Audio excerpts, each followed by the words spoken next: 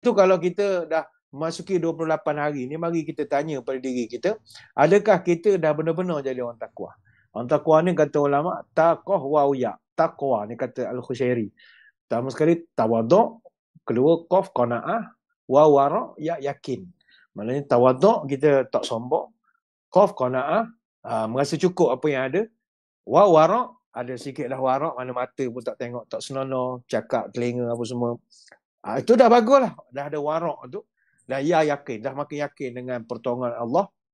Walaupun kita ni puasa dengan keadaan ada angin ke GERD ke, ada gastrik, tapi kita puasa juga, artinya kita yakin Allah bantu kita. Kalau ada 4 perkara ni, takwalah kita insyaAllah. Jadi ini 8 perkara Datuk yang kita boleh kongsikan pada petang ini.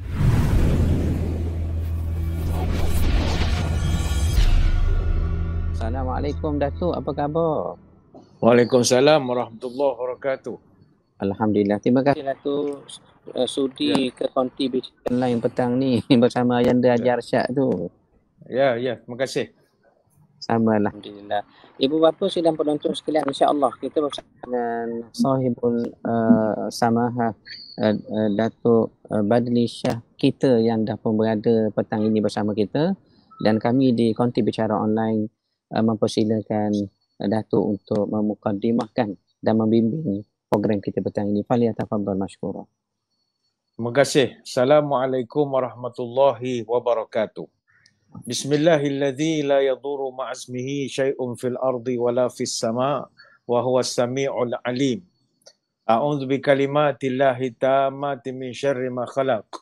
Alhamdulillahi hamdan katsiran tayyiban mubarakan fihi kama yanbaghi li jalali wajhikal karim wa li 'azimi sultanik.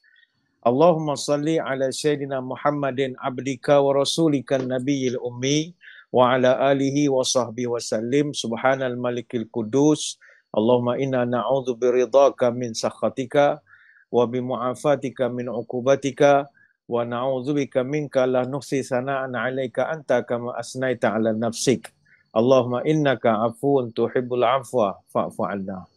Terima kasih saudara saya Al-Fadhil Ustaz Datuk Rashidi Jamil Ar-Rashid selaku rakan bicara wara pada petang ini. Yang saya hormati tuan rumah kita Tuan Haji Muhammad Arsyad Degong, dan juga kepada Cik Fariza Adraman. Cik Fariza Adraman macam mana? Macam ni. Khabar ya. Dan seterusnya para pecinta ilmu, tak kira mana saja berada, yang dari utara moga sejahtera, yang dari selatan moga dapat keampunan, yang dari barat moga dapat berkat, yang dari timur moga terus makmur. Yang kita raikan juga para puasawan kita, para pemburu Lailatul Qadar. Semoga semuanya sekalian dalam sejahtera dan dalam limpahan rahmah dan barakah. Saya dahulukan dengan penyataan tahmid kesyukuran atas pertemuan pada petang ini, dan seterusnya dapat kita saling bertatap muka dalam bicara online ini. InsyaAllah pada hari ini kita dah pun berada pada 27 Ramadan. Ramadan ke-27 sedang terukir, petanda Ramadan semakin berakhir. Sudahkah kita hamba yang fakir bersungguh-sungguh dalam berzikir? Malam ni kita akan memasuki 28 Ramadan. Maknanya kita dah di penghujung Syawal. Lagi 2 hari kita akan bertemu Syawal. Syawal kini hampir terhitung. Akankah kita mendapat untung? Harapan indah selalu digantung. Berharapkan amal sebesar gunung. Inilah penghujung bulan pencuci. Habislah marah, hilanglah benci. Jangan kotori dengan mencaci, supaya tak murka Allah yang maha suci. Pada kesempatan petang ini, saya ingin berkongsi dengan para penonton kita. Ada satu tulisan daripada Syekh Muhyiddin Mistu dalam salah satu daripada kitabnya yang terkenal, As-Sawmu Fiqhuhu wa Asraruhu, berkenaan dengan puasa, fiqh dan juga rahsia puasa. Pada yang ada kitab ini boleh merujuk muka surat 110 sampai 113. Begitu menarik buku ini kalau kita bawa mengajar kepada masyarakat. Ada salah satu daripada babnya yang beliau tulis bertajuk Kaifa tasumu saumal kamilah. Bagaimana kita nak berpuasa dengan puasa yang sempurna, markah penuh. Macam kalau kita selalu kata puasa ni madrasah, sekolah. Kita akan diuji macam-macam nak naikkan grade kita. Jadi Bagaimana kita dalam ujian Ramadan ni nak skor markah penuh. Sebab kita kalau zaman sekolah, zaman universiti pun kita ada target. Macam mana nak dapat CGPA bagus, macam mana nak dapat SPM bagus. Untuk peperiksaan di dalam bulan Ramadan ini, macam mana kita nak skor penuh. Jadi katanya ada beberapa perkara lah yang kalau kita buat, insya-Allah boleh dapat markah yang banyak. Kata dia pertama sekali, ini kita sekadar muhasabah hujung-hujung bulan ni sajalah. Pertama sekali adalah mengakhirkan bersahur. Ini basic.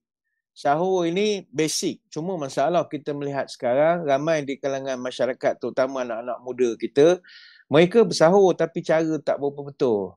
Sahur pukul 12 tengah malam misalnya. Sahur sambil tengok bola 2 pagi dan diniatkan sahur. Kurang tepatlah cara yang begitu. Sahur ni pekerjaan yang sangat bagus. Dianjurkan dalam agama kita. Dia sunat muakkadah. Selain daripada kita mengikut jejak langkah Nabi SAW, dia juga menjadi satu alternatif kepada kita menjalankan puasa seharian dalam keadaan lebih bertenaga lagi. Sebab itu Nabi pernah menyebut dalam satu hadis, ista'inu bi ta'ami sahari ala siyamin nahari wal qailulati ala qiyamil laili. Nabi pernah sebut, minta tolonglah kamu semua dengan makan sahur untuk puasa siang dan juga dengan tidur qailulah sebelum zuhur untuk bangun malam. Hadis riwayat Ibnu Majah. Artinya puasa kalau dibuatkan dengan sahur dia jadi kuat puasa kita itu. Semayang malam juga akan jadi kuat kalau tengah hari sebelum zuhur kita tidur sekejap. Berbanding tak tidur langsung. Artinya orang yang tidak sahur, dia boleh puasa tapi tak kuat. Orang tak qailulah, dia boleh qiyamul lail pun sama, dia tak kuat. Semayang malam ni tu. Sebab itu kata Syekh Muhyiddin Mistu, disebabkan sahur menjadi alternatif yang sangat kuat untuk kita menjalankan ibadat puasa ini, maka atas sebab itulah kita disuruh mengakhirkan sahur itu. Jangan terlalu awal sangat. Sebab kalau terlalu awal, lebih baik kita berbuka tu, kita niat sahur je. Alang kepala nak awal. Tujuan nak dilewatkan supaya dia menjadi kekuatan kepada kita nak meneruskan puasa. Selain daripada kelebihan dan juga hikmah yang lain, ni kita basic lah sangat tahu.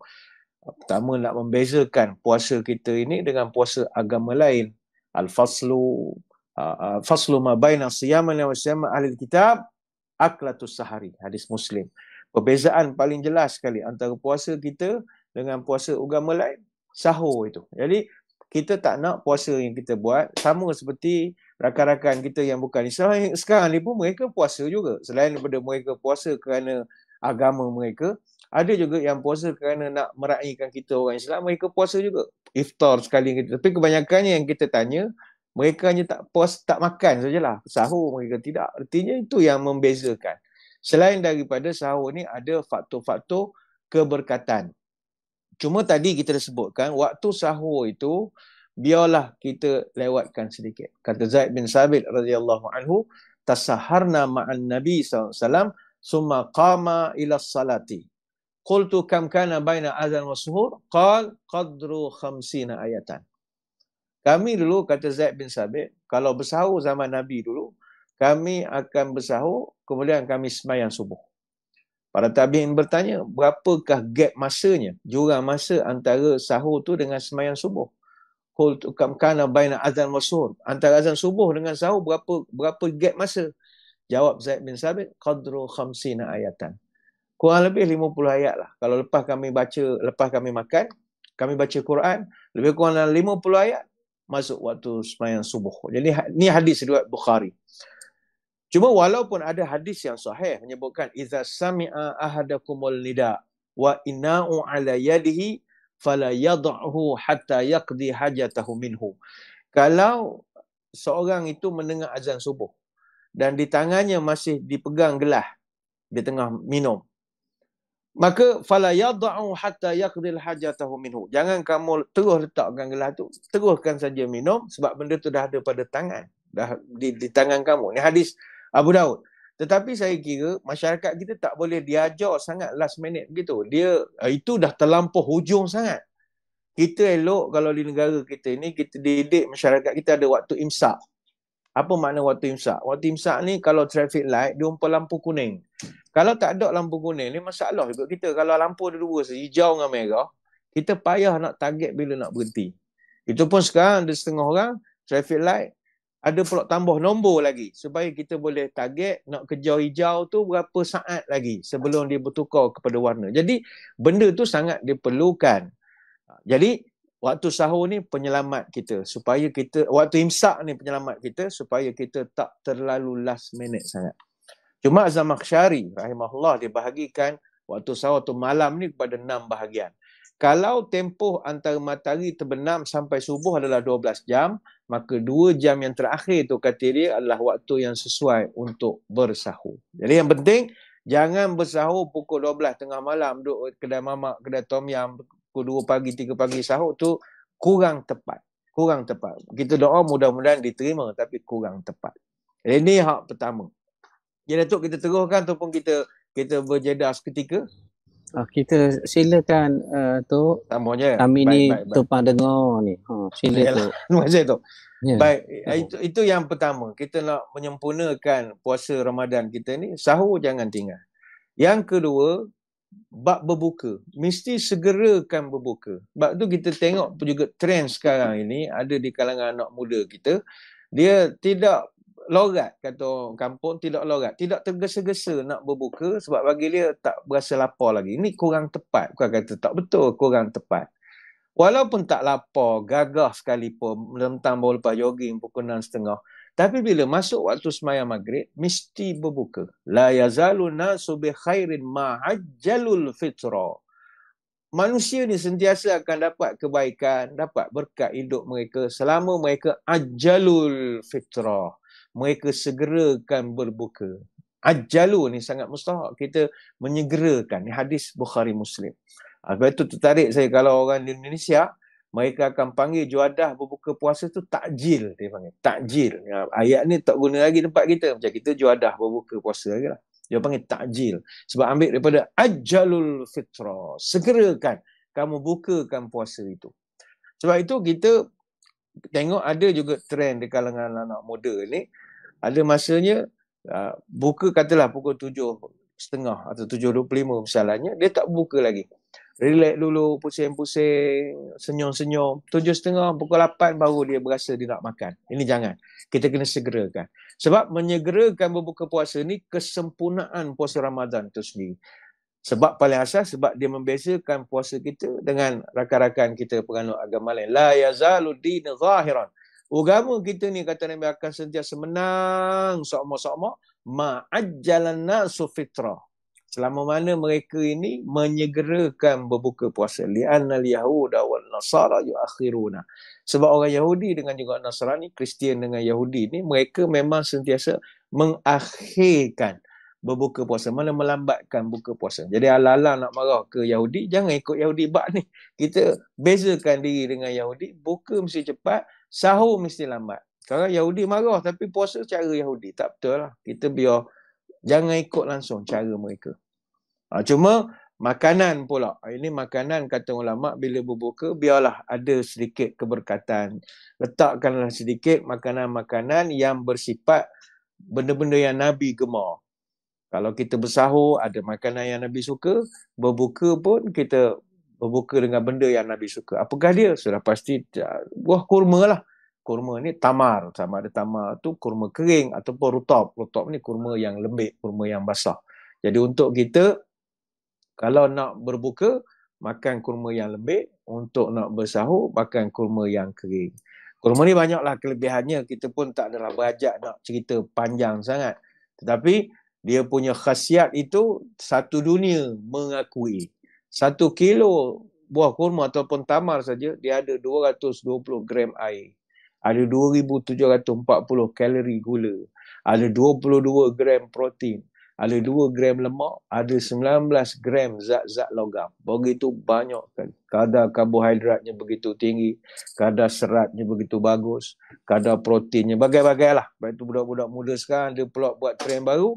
Nak makan saja dia tak rasa tak sedap. Dia belahnya tengahnya taruh macam-macam. Dia taruhnya kacang, dia taruhnya petai, dia taruhnya bilih, dia taruhnya cili api, taruh lantak awak lah. Benda-benda nak taruh lah. Janji benda tu kita nak ngambil berkat saja.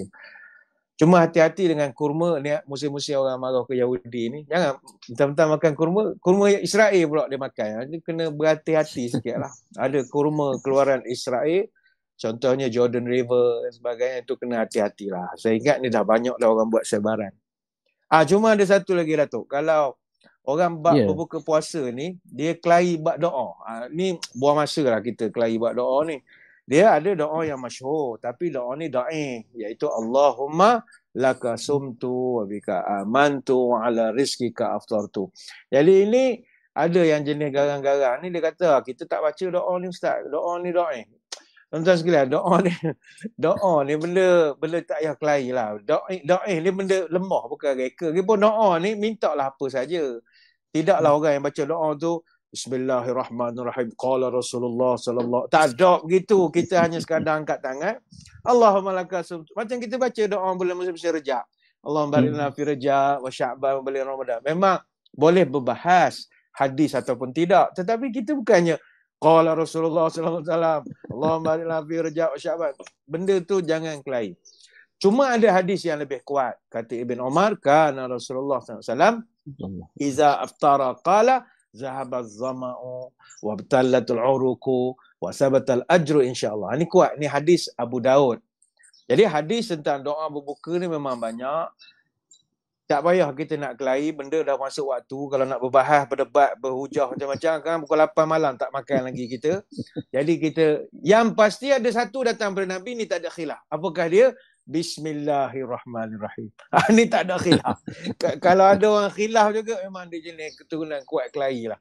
Bismillah tak ada khilaf. Kita Bismillahirrahmanirrahim makan. Cuma doa terpulang. Apa yang pasti, berdoa semasa berbuka itu doanya sangat mustajab. Apa juga doa, dalam bahasa Melayu ke, dalam bahasa Arab ke apa saja, sangat mustajab. Tapi kalau tanya saya, yang terbaik adalah doa yang Ibn Umar riwayatkan tadi. Zahabaz zama'u wa btalal uruku wa sabatal ajru insyaAllah. Tapi sebab orang kita nak apa tak dah nak buka sangat lah, nak ngapai lagi, sembuh-sembuh ailio lagi, zahabaz zama'u wa btalat uruku. Jadi bacalah Allahumma barik lana fi ma razaqtana wa qina azabannar, ataupun Allahumma laka sumtu wa bika amantu ala rizqi. Bacalah apa-apa saja, yang penting bismillah tu jangan tinggal. Itu tak ada orang menafikan. Nabi suruh baca bismillahirrahmanirrahim. Dan sunat juga duduk di depan juadah, dapat sempurna puasa lah. Kalau berbuka 7.30, 7.30 baru duduk, biasa sajalah. Tapi kalau kita 7.30 berbuka, 7 suku dah duduk, itu dapat pahala sunat. Sunat hukumnya duduk awal di depan juadah. Jadi ini dua dulu, Datuk. Nantikan kita akan bahaskan lagi.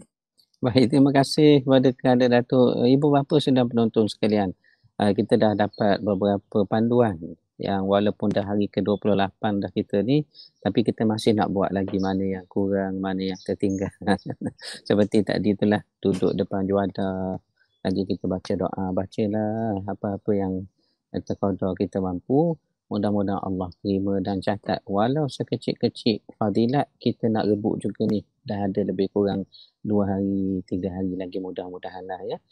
Dan insya-Allah bila sebut tentang sahur tadi, ada saranan yang disebut dalam hadis Nabi SAW, suruh kita bersahur tu bukan saja kerana nak dapat kekuatan pada siang hari ataupun berbeza kita dengan puasanya Ahlul Kitab, tetapi juga sebab Nabi suruh tu dan Nabi tunjuk pula contohnya bersahur tadi disertakan dengan imsak dengan qadar 50 ayat yang sudah pun disebut oleh kekanda saya tadi.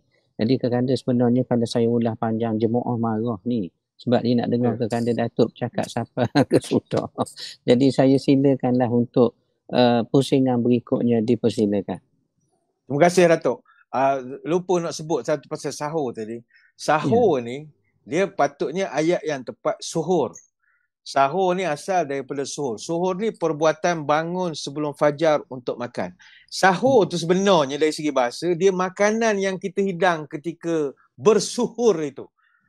Jadi benda ni bahasa. Nak kelahi, boleh kelahi kita. Tapi sampai bila nak kelahi? Orang nak kata, oh ni syekh ni bukan berdasarkan. Memang betul. Tapi makannya lah, tak payahlah kelahi. Teknikal saja, baris atas, baris depan. Suhur, dengan sahur. Itu kita tengok kadang masyarakat ni, dia kelahi benda-benda hak tak berkesudahan. Dia kelahi benda-benda hak bersifat perbezaan pahaman bahasa dan sebagainya lagi. Jadi kita tak ulahkanlah sangat bab ni. Kesian pula bahasa isyarat kita nak buat pelik-pelik kan banyak. Jadi balik kepada kesempurnaan puasa ni tadi. Iaitu yang ketiga, tarawih kita. Walaupun kita ada balance malam ni dengan malam esok kalau tak salah kiraan, tapi kita istiqamah lah. Tarawih ni kena istiqamah. Sebab salat tarawih ni kata Syekh Muhyiddin Mistu, tufidu hadmat ta'ami wa tansyital jismi wa maghfirataz zunubi. Sembahyang tarawih ni faedah dia menghancurkan makanan di dalam perut. Mana bila dapat buat 8 rakaat itu rasa ringan. Kalau tidak, lepas sembahyang maghrib, kekenyangan, sembahyang isyak begitu berat sekali, nak tarawih pun begitu berat sekali sebab kita kekenyangan. Campur ada gangguan setan yang kecil-kecil ni, menyebabkan dia akan ganggu kita jangan sembahyang tarawih, kenyang, ngantuk dan sebagainya. Tapi bila kita dapat buat, walaupun 8 rakaat, dia akan hadmat ta'ami.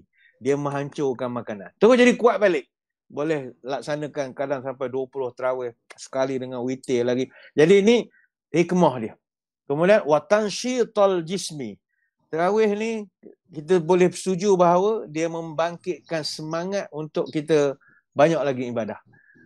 Antara maghrib nak sampai isyak itu gangguan banyak. Setan ganggu, jangan sembahyang, ngantuk mata, tidurlah sekejap, bagai-bagai.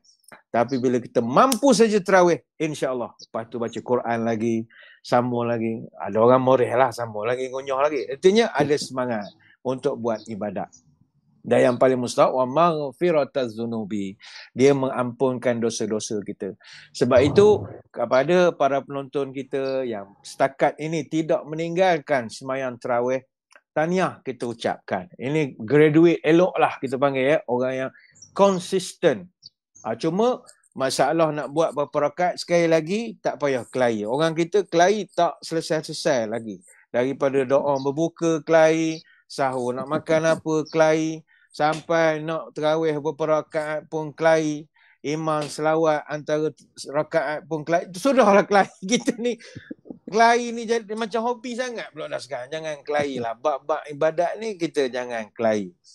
Jadi balik kepada tarawih tadi. Tarawih ini dia rehat-rehat saja. Perkataan tarawih jamak daripada tarwihah. Maknanya sekali-sekala kita berehat. Jangan terlalu stres sangat sampai buat 4 rakaat direct. Tidak, kita tenang-tenang saja. Healing-healing saja. Sebab itu tarawih ini seperti yang disebutkan oleh para ulama, dia punya rakaatnya, kata Ibn Qudamah dalam kitab Al-Mughni, pendapat yang dipilih daripada Ahmad bin Hanbal 20 rakaat. Dan ini juga pendapat mazhab kita Imam Syafi'i, Abu Hanifah dan juga As-Sawri. Tak ada yang kurang pada tu. Kalau Imam Malik 36 rakaat. Dan ini satu perkara yang dah lama dilakukan oleh penduduk-penduduk di Madinah.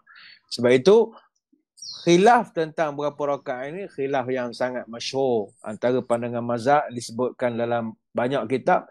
Mazhab Hanafi, Maliki, Syafi'i, Ahmadi memang 20 rakaat. Dan mereka berdasarkan kepada hadis daripada Khalifah Umar Al-Khattab yang memerintahkan sembahyang tarawih 20 rakaat berjemaah. Ini diriwayatkan oleh Imam Malik dalam Muwatta dan Al-Baihaqi dalam Sunan Al-Kubra.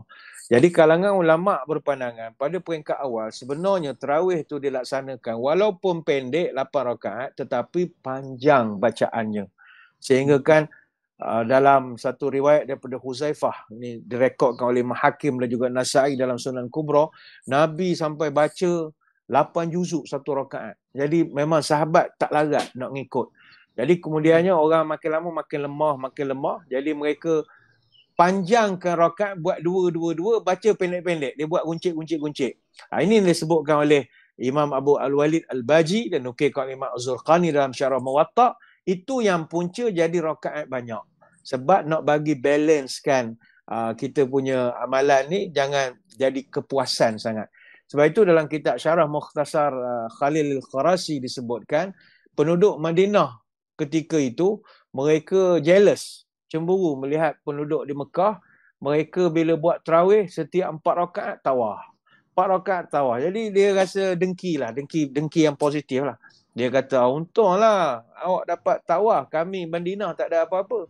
Jadi penduduk Madinah buat satu ijtihad, mereka tambah lagi 16 rakaat jadi 20 rakaat. Sebagai ganti, mereka tak dapat tawaf Madinah. Jadi total mereka 36 rakaat. Itu mazhab Malik, 36 rakaat. Ini kalau kita nak kelahi 8 ke 20 tak masuklah dalam perbincangan lah. Orang bincang 36 ataupun 20, bukannya 8 sampai 20. Jadi balik pada tadi, jangan kelahi. Apa yang mudahnya, kita jangan kelahi sama kita 8 ke, 36 ke, 20 ke. Kalau kita terdiri daripada orang yang masih konsisten mendirikan sembahyang tarawih, syukur kepada Allah. Ini Allah pilih kita, ya. Itu yang ketiga. Yang keempat, kesempurnaan puasa ni adalah menjaga lisan, jaga mulut kita. Sebab benda ni yang paling payah sekali. Malam yada' qawla zuri wal amala bihi falaisa lillah hajatun fi an yada'a ta'amahu wa syarabahu. Siapa yang tak boleh meninggalkan jahat mulut dia, iaitu berbohong. Qawla zur ni banyak tafsir ulama, tapi umumnya qawla zur ni berbohong. Siapa yang tak boleh tinggal bohong, maka Allah tidak perlu pun kepada lapar dan haus yang dia sedang buatkan itu. Maksudnya ta'amahu wa syarabahu. Hak dia lapar dan haus tu Tuhan tak pandang pun. Ini hadis daripada Abu Hurairah radhiyallahu anhu. Sebab itu kita khawatir amalan yang kita buat ini sah dari segi hukum, tetapi dari segi fadilat, pahala, keredaan tak dapat. Ini rugilah. Bukanlah kita bila bohong untuk batal puasa, tidak, tetapi hilang fadilat.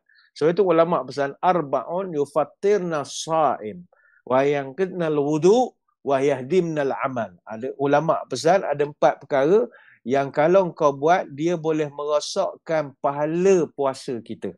Dia tidak membatalkan puasa. Apakah amalan-amalan tu? Antaranya adalah al-ghibatu. Apa makna al-ghibatu? Ghibah ni maknanya kita ngata ke orang.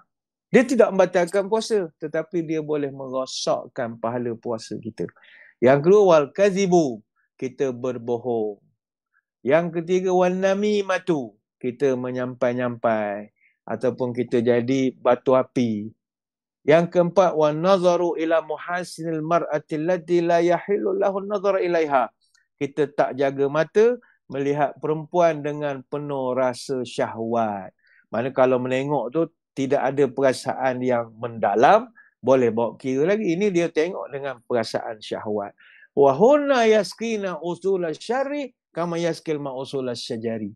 Semua 4 perkara ini dia boleh merosakkan amalan kita sebagaimana pokok jadi rosak disebabkan tidak ada dikena-kena racun dan sebagainya lagi. Jadi untuk kesempurnaan puasa ni yang keempat kata beliau, kita nak tak nak mesti jaga mulut kita. Yang paling basic, jangan bohong, jangan ngata ke orang, jangan melaga-lagakan menjadi batu api kepada orang. Lepas tu kadang kita seriau menengok Facebook kadang-kadang, ya. Waktu siang netizen ni dia kelahi sama dia, mengutuk, mengata, walaupun awak pakai fake account sekalipun, malaikat kenal kita. Malaikat kenal kita ni, walaupun orang tak kenal kita, fake account kita itu. Tapi malaikat mencatat, Muhammad ni puasa ke tak ni? Sebab gaya kita menghentam itu macam gaya tak puasa. Itu tak sesuai tu. Tak sesuai. Jadi bulan puasa ni siang hari jagalah diri kita, terutamanya mulut kita.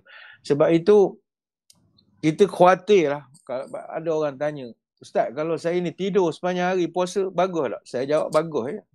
Walaupun Ustaz lain marah, kata mana boleh share, entah suruh orang tidur sepanjang hari, kan batal puasa. Tak, tidur tak membatalkan puasa.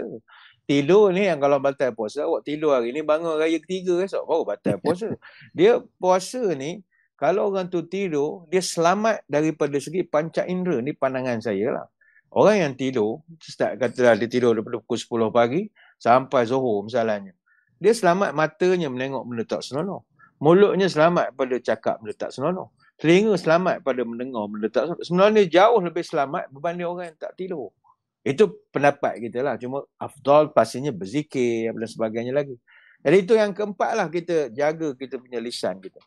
Yang kelima kata beliau, kata Syekh Muhyiddin Mistu, mesti tahan syahwat. Ini kita malu sikit lah. Sebab kadang-kadang kita ni walaupun berpuasa, tetapi dari segi kehendak kita masih membuat-buat.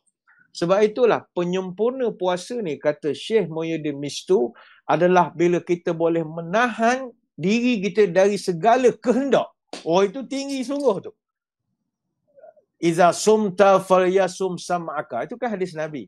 Wa basaraka wa lisanaka anil kazibi wal maharim wa da'azal khadima wal yakun alaika wiqarun wa sakinatun yauma siyamika wa la taj'al yauma fitrika wa saumika sawa'an. Kalau engkau berpuasa, maka puasalah juga telingamu, matamu, lidahmu daripada berbohong terhadap perkara yang diharamkan. Dan tinggalkanlah menyakiti jiranmu. Apa kena-mengena dengan puasa? Tinggalkan menyakiti hati jiranmu. Dan bersikaplah penuh wibawa dan juga tenang, sakinah yauma siyamika. Ketika engkau puasa mesti tenang-tenang. Dan janganlah jadikan hari berbukamu dan juga hari puasamu fitrika wa saumika sawa'an.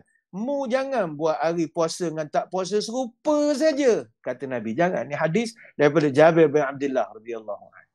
Apa erti di sini? Di situ kata ulama, puasa ni is not all about, dia bukannya sekadar kita tak makan, tak minum. Termasuk jangan kelahi dengan jiran. Apa ertinya? Netizen ni kena ingat. Jangan kelahi dalam tu. Walaupun nak apa sekalipun, jangan kelahi. Masa puasa ni jangan kelahi. Buat benda molek. Tunggu lepas buka kalau nak kelahi sekalipun. Jangan kelahi. Nabi sebut, mu puasa, mu jangan kelahi dengan jiran. Mu puasa, mu jangan jadikan hari tak puasa dengan hari puasa serupa. Mu puasa, wasakinatun yauma siyamik. Mu mesti tenang-tenang saja. Jangan marah-marah. Bulan puasa ni memang semua orang lapar, semua orang penat, semua orang tak cukup rehat. Tapi jangan marah-marah. Dah tahu pemarah, jangan keluar ke bandar. Habis maki orang itu, maki orang ni. Orang ni sempang tak signal, dia marah. Awak duduk rumah sajalah. Rosak puasa lah. Mulut tak jaga, apa tak jaga. Jangan buka di luar. Buka tepi pantai tak apa. Macam penterjemah kita. Bagus. Buka tepi pantai. Intinya, yang penting jangan marah-marah. Kau orang ambil parking marah. Orang lambat keluar parking marah. Jangan samakan hari puasamu dengan hari tak puasa, kata Nabi. Sebab itu saya tertarik nak kongsi. Ibn Qudamah dalam Al-Maqdisi dalam kitab Mukhtasar Minhajul Qasidin. Dia berikan satu analogi lah. Begitu menarik sekali analogi. Dia kata manusia ni puasa dia ada saumul umum, lepas tu dia ada saumul khususil khusus. Jadi dia membandingkan orang ni puasa ni dia macam naik kapal terbang. Macam zaman ni naik kapal laut lah. Jadi kapal ni dia ada 3 kelas yang beza-beza. Ada taraf economy class, ada business class, ada first class. Jadi kalau umpamakan Ramadan ni sebuah pesawat, nama pesawat Ramadan namanya. Kita dah 28 hari dah naik flight ni. Kita selama ni 28 hari duduk seat yang mana sih? Duduk seat ekonomi ke, business ke, first class? Kita duduk kelas yang mana? Kalau kita 28 hari ni masih duduk ekonomi kelas. Ekonomi kelas pula duduk seat paling belakang sekali dekat dengan tandas. Tak boleh nyandar pun kursi dia. Keras begitu je. Mana itulah level kita selama ni. Kalau kita selama 28 hari ni dah duduk seat depan sekali, belakang pilot, ini special lah. Tapi macam mana nak dapat orang yang first class ni? Kata Ibn Qudamah, dia gini, orang kalau puasa level ekonomi kelas ni, fahuwa kafu batni wal faji an qada' syahwah. Dia hanya puasa perut dan kemaluan saja. Artinya, dia tak makan, tak minum dan tidak melakukan hubungan suami isteri. Itu saja. Yang lain masih berjalan seperti biasa.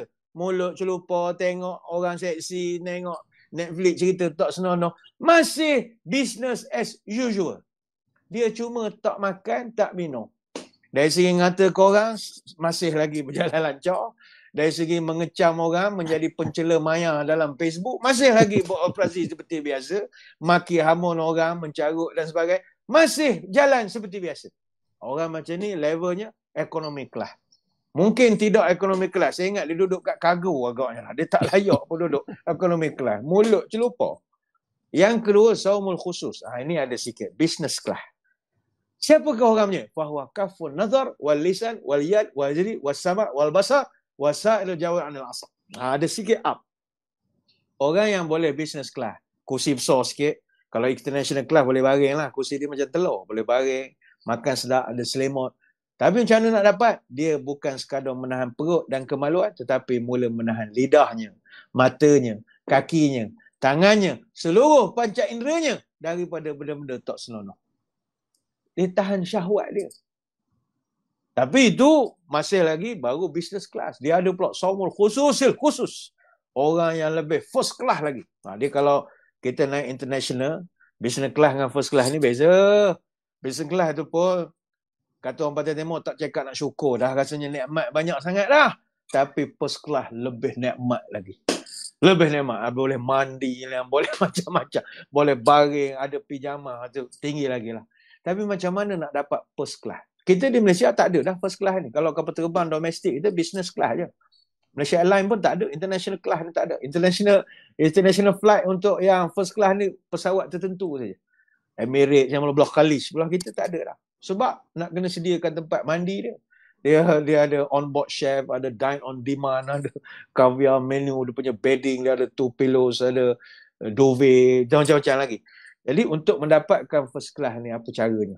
Kata para ulama, kata Ibn Qudamah, saumul qalbi ani himamid dani'ah wal afkari mubaidati anillah wa kamu ammas siwa. Kata dia, orang yang puasa first class ni, dia sudah puasa hati. Puasa hati daripada cita-cita remeh. Dia meninggalkan segala-galanya kecuali Allah je dia tak tinggalkan. Yang lain dia tinggal belaka. Orang yang tahap puasa first class ini, menu berbuka tak masuk agenda. Jangan tanya dia nak berbuka apa petang ni, dia tak tahu. Sebab dah tak jadi agenda. Macam kita yang lemah ni, ekonomi kelas dengan business class ni dah kat pukul 6 ni berangan dah roti jonnya, mentabaknya. Kalau nak buka tepi pantai ni pun dah mula kira-kira dah nak tika di mana, nak beli apa. Bukan salah kata ini, mana bayangkanlah level orang hak tinggi. Dia dah tak ada cita-cita. Hatinya itu hanya ada Allah. Dah tak ada ruang dah roti john ke, popiah basah ke, nak letak nasi kerabu ke, tak ada ruang dah. Penuh dengan Allah saja. Tapi kita Atuk kalau pesen begini, kesian ke orang rumah kita lah. Bang, esok nak buka apa? Allah, tak ada. Sian ke dia pula jadi nak prepare food untuk kita. Jadi pandai-pandai lah tuan-tuan, jangan hari-hari tak tahu nak makan apa. Sian ke orang rumah kita juga. Dia nak prepare sahur lagi, nak prepare berbuka lagi. Hari-hari tak ada cita-cita, susah juga. Jadi ini hanya untuk diri kita lah. Yang penting jangan jadi macam budak-budak. Mungkin anak-anak sukalah nak buka ni, abah nak makan ni, nak beli air ni, nak beli air balang ni. Lah budak-budak. Tapi kita yang dah berumur ni, benda ada sajalah. Begitu ya. Maknanya apa isteri buat, makan. Bismillah. Pergi masjid pun sama. Masjid Idah ni, makan saja. Jangan banyak komplain. Hari-hari benda ni sama. Terima sudah-sudahlah keripaknya. Jangan begitu. Kita ni biar first class ni, hati ni dah tak ada. Makan bukan agenda lagi. Tapi kalau orang ajak berbuka, tengok kambing melerak, guling-guling, alhamdulillah, syukur nikmat. Begitu sajalah. Cari dak, Allah kurnia rezeki. Mana wasalwa lah kalau zaman dulu. Jadi itu yang kelima. Mana syahwat dia puasa yang tertinggi, sempurna lah. Yang keenam, kita mesti berbuka untuk kesempurnaan puasa ni, berbuka dengan makanan halal. Ini tidak ada kompromi. Tak ada kompromi. Kita dah ibadat tak makan berbelah-belah jam, tiba-tiba kita rosakkan puasa kita dengan makan dari hasil curi misalnya. Rugilah. Rugi sangat-sangat. Kita curi makanan orang ataupun kita tipu di bazar Ramadan. Kita bangga pula kita tipu orang. Oh, aku ambil lauk tak payah bayar. Dia tak tahu. Apa yang nak dibanggakan? Maksiat begitu tak payahlah. Merosakkan. Sebab itu kadang kita mendengar ada di kalangan kawan-kawan kita berbuka di hotel-hotel besar. Ni bukan kita nak marah berbuka di hotel, tidak, bagus. Ni kita support lah orang nak berniaga apa semua. Tapi jangan sampai membazir. Membazir ni dia jadi saudara setan. Benda yang kena dengan setan ni tak seronok. Kita jadi ibadat jadi rosak kalau ada kena-mengena dengan setan. Bagi contoh ada pakej buka puasa ni, saya tak sebutlah di mana. Orang ngajak saya buka puasa di Kuala Lumpur. Tanya lah ustaz, kita orang belanja. Berapa sekepala? Ni hotel tengah pusat bandar Kuala Lumpur lah. Satu kepala hotel tu ambil RM298. Satu kepala. RM300. Perut kita besar mana nak makan dengan nilai RM300? Artinya tidak pasti berlaku pembaziran. Benda bukan boleh take away. Tak boleh bawa balik. Kalau boleh bawa balik, banyaklah kita boleh makan sampai sahur. Tapi nak kena dihabiskan dalam waktu yang begitu padat sekali. Saya tak tahu apa makanan disediakan. Mungkin makanan mewah kot. Udang tak main lah. Udang sungai ni agaknya udang hot besar-besar, lobster. Agaknya begitu. Daging pun daging hot first class punya mahal. Mungkin itu yang jadikan dua tu. Kita sangka baik. Kita tak kata harga Yahudi. Kemudian tak, itu pilihan atas kita. Tak mampu buat cara tak mampu. Makanlah kat tepi jalannya. Itu orang yang mampu. Tapi kita sendiri merasakan tak akan mampu nak dapat nilai 298 tu sebab kita takut pembaziran. Kerana makan pembazir, makan membuang-buang, makan tamak aloba, makan dengan tak mengikut sunnah. Ini semua boleh merosakkan puasa kita. Sebab itu kita sabarlah, kita nak berbuka nanti. Biarlah kita buka dengan cara Nabi, dan makanan pun makanan sesuai dengan kehendak agama kita. Ini saya dah sering sebut di mana-mana. Kita elok makanan ni biarlah ada berkait dengan agama kita. Contohnya Nabi suka kurma, letaklah kurma, mesti ada kurma. Benda-benda basic begitulah. Itu yang ke-6. Yang ke-7, bulan Ramadan ni juga, jangan tinggal Quran. Dia akan jadi sempurna puasa kita. Yang ni pun saya ingat, walaupun ramai dah khatam Quran, tapi jangan kita khatamkan Quran kita dengan Ramadan. Nanti bulan lain tak baca dah, jangan. Teruskanlah momentum membaca Al-Quran di bulan-bulan yang lain. Tapi kepada yang berjaya khatam Quran pada bulan Ramadan ni, tahniahlah kita ucapkan. Peduli kalau orang sindir-sindir, Allah baru khatam sekali buat majlis beradong dengan macam-macam, ada pulut kuning bagai-bagai. Imam Syafi'i khatam dua. Jangan banding Imam Syafi'i, kita ni Haji Syafi'i je. Tak mampu kita nak ikut Imam Syafi'i. Hak khatam 2 hari sekali, ada khatam tiap-tiap hari. Kita mana mampu, hidup ni setakat mampu kita. La yukallifullahu nafsan illa wus'aha. Allah pun tidak berat sangat untuk kita yang tak mampu ni. Ada pemalas sikit, gaut sikit, ngantuk sikit. Jadi boleh khatam sekali tu pun, Masya Allah, boleh dipuji lah. Sebab ada orang tak khatam langsung. Mungkin kita pun tak mengata sebab dia tak larat ke, dia pembaca tak lancar ke. Jadi bersyukurlah boleh khatam sekali. Dan yang ke-8, saya ingat ni yang akhir. Antara yang boleh menjadikan kita ini sempurna puasa kita adalah bila kita berjaya meningkatkan lagi ketakwaan kita kepada Allah. Ya ayyuhallazina amanu kutiba alaikumusiyam kama kutiba alal ladzina min qablikum la'allakum tattaqun. Ini ayat yang saya kira sangat masyhur lah, surah Al-Baqarah ayat 183. Cuma kata para ulama, Allah Ta'ala kalau dalam Quran bila disebut la'alla ni bukan makna mudah-mudahan. La'alla ni adalah pasti. Artinya ayat itu kita kena baca, wahai orang beriman, puasalah kamu seperti orang dulu berpuasa. Kalau kamu berpuasa, pasti kamu akan bertakwa.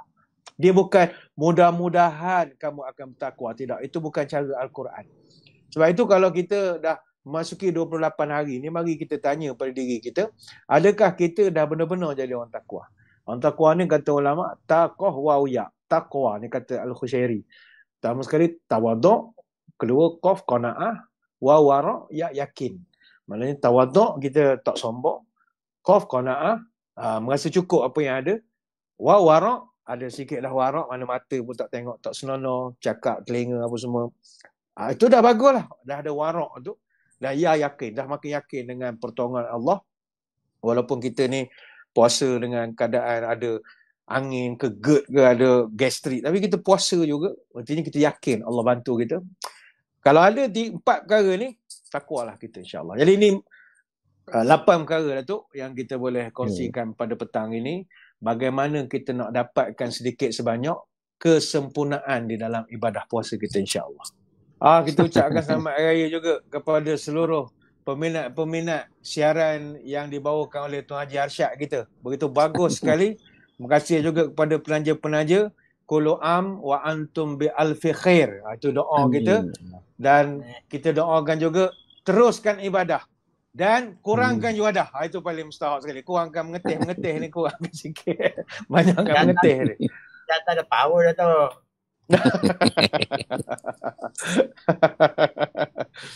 InsyaAllah.